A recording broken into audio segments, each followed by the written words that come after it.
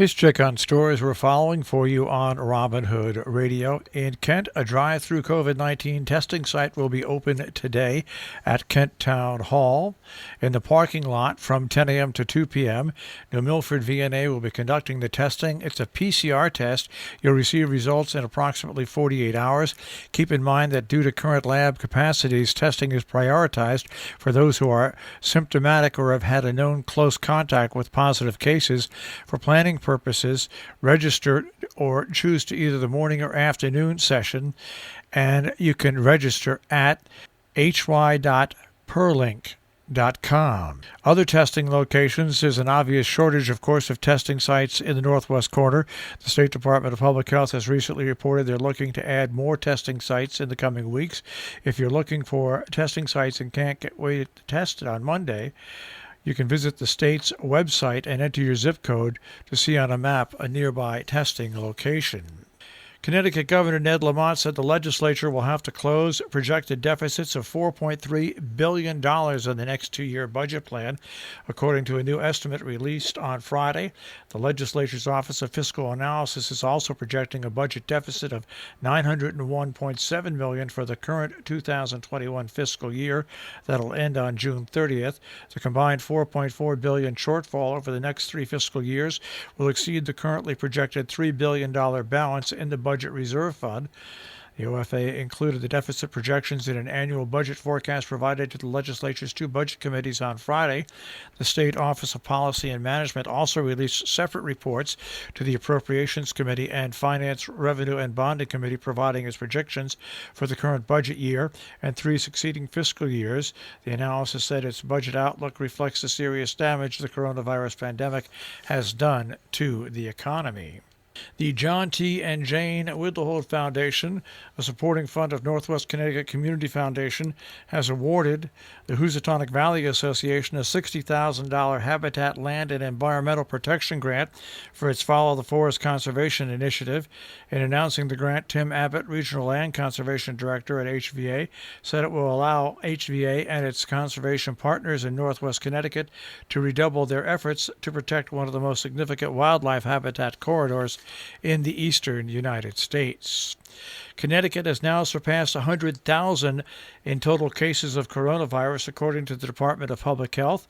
The Friday update provided no good news in Connecticut. The total number of deaths attributed to the virus is now inching up as well, although the rate of deaths is still lower than it was in the spring at the start of the pandemic.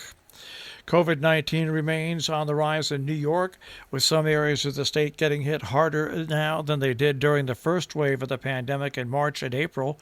On Friday, New York reported 5,468 new coronavirus cases from the previous day, pushing the state's total past 585,000 confirmed cases since the start of March. It's the latest in a string of daily infections that rival those seen in April in New York, when a huge number of cases in the city and the surrounding area hit the state harder than anywhere else in the country.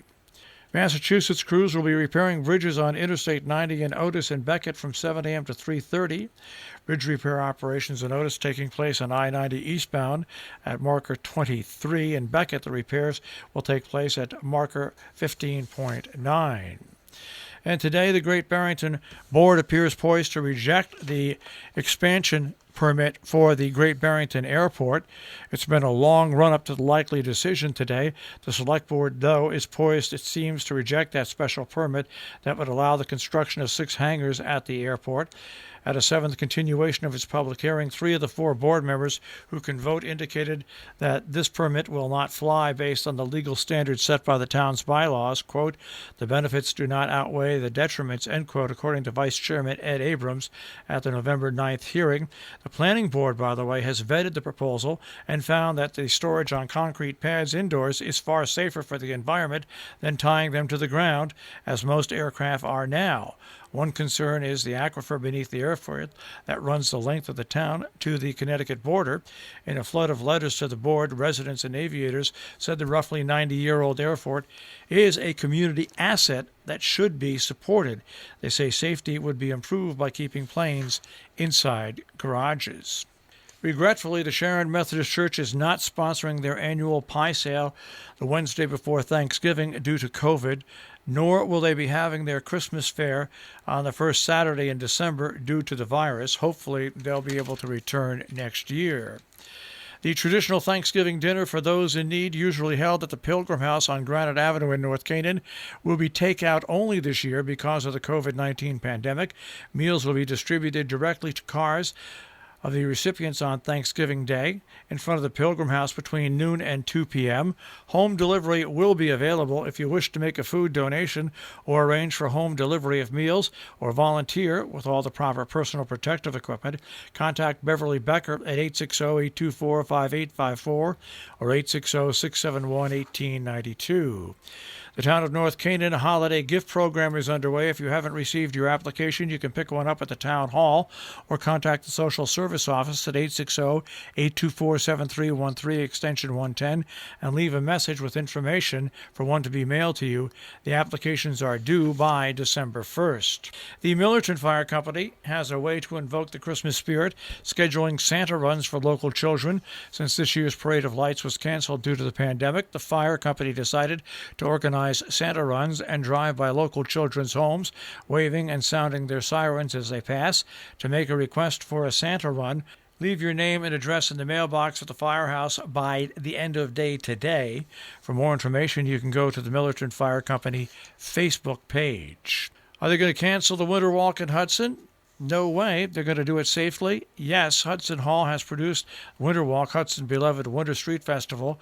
Beginning as a one-block party, it grew into the Hudson's most colorful event of the year, an important evening of trade for many local shops and restaurants. This year they need Winter Walk more than ever. Local businesses need your support, and the community needs the extra cheer and joy. They want to bring the Winter Walk Hudson Safe Edition, but they need your help to donate to reach the goal, so they can have the Winter Walk spirit alive this December. Instead of a single night, it'll be 20 days of festive holiday cheer. It will include fireworks, Saxo Claus, late-night shopping and dining, decorated shop windows, Santa's Village at 7th Street Park, Christmas tree and Hanukkah menorah lighting ceremonies, a COVID-safe Rip the Nut installation for families, virtual visits with Santa from the North Pole, free gift-wrapped books for every child. You can help meet the cost to bring Winter Walk 2020 to life by donating at GoFundMe.com/F/Keep the Spirit of Winter Walk Alive in 2020. Salisbury Board of Education will be meeting today, has their Zoom meeting set for 5:30. Also today, the Zoning Board of Appeals has a meeting via Zoom in Cornwall as well. The Town of Sheffield Agricultural Committee has a meeting today. It is once again a dial-in meeting. Community Health and Wellness Center has a coronavirus COVID-19 testing going on tomorrow, 9:30 until 12 at the North Canaan Town Hall, while supplies last. For more information in the register, 860-489-0931. Kent Park and Recreation Commission on their agenda for their special meeting tomorrow at 1 o'clock. It is a meeting where you can get that information to join in on their website. Coming up tomorrow, the Salisbury ZBA has a meeting at 5 p.m. Then on Thursday, the SreSharon transfer station will be closed for the holiday. Tomorrow at 7:30 in Cornwall, the Economic Development Commission has a Zoom meeting. Town of Sheffield Select Board has a meeting and agenda on the way. Tomorrow, for November 24th at 7 p.m., it is a virtual meeting. An art exhibition, 12 by 12, the Falls Village Artists Edition, on display beginning tomorrow, November 24th, at the D.M. Hunt Library on Main Street in Falls Village. In Dover, the Town Board regular meeting will be held Wednesday, the 25th, 6:30 till 7:30. Coming up November 27th at 7 p.m., Town Hall players in Cornwall hold their virtual viral variety show. On the 28th in Cornwall at 4:30, Cornwall reads Cornwall at the library via Zoom. An opening reception will be held Saturday, November 28th from 5:30 till 8 p.m. at Standard Space. Nostalgia. Now, Standard Space will only be open to the public by appointment under pandemic COVID-19 rules, 12 to 6, Friday through Sunday. Other appointments can be arranged Monday through Thursday. You must bring your own mask. Now, the opening reception is weather permitting. Reception will be held outside from 5:30 till 8. 4 individuals or one family group will be admitted to the exhibition at time. Refreshments will be served outside. Remember to please bring your mask. Our business brief is underwritten by Morgans at the Interlaken, interlakenin.com, also on Facebook, and by Salisbury Bank, salisburybank.com. Dow Jones Industrial Average start off the week at 29,263.48, the NASDAQ at 11,854.97, and the S&P 500 at 3557.54. We'll take a look at the tri-state forecast. That'll come your way in just a few moments.